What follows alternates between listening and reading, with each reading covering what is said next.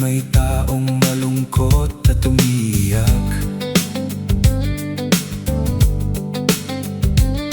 Ang tanong niya sa sarili ay kailan magigisna ng liwanag. Malayo ang iniisip at nakakuyom ang mga palad. Bakit daw siya nagdurusa sa kasalanang hindi niya nagawa? Kahapon lamang ay kapiling niya kanyang asawa at anak.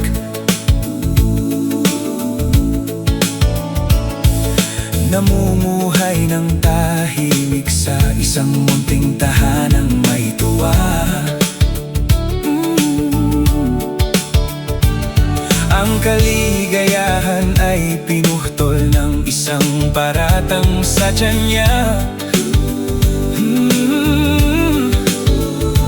Siya daw ang may sala sa isang krimen na di naman niya ginawa.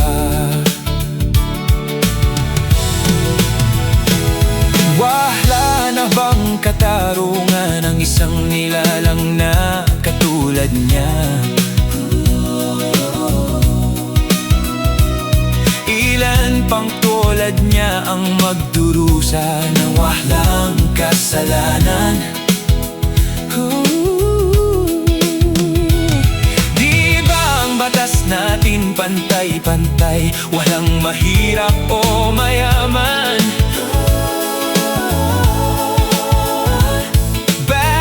Marami ang nagdurusang mga walang kasalanan.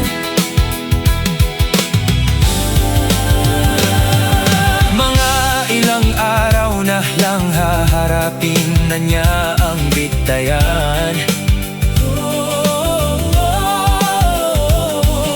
Paano niya isisigaw na siya'y sadyang walang kasalanan?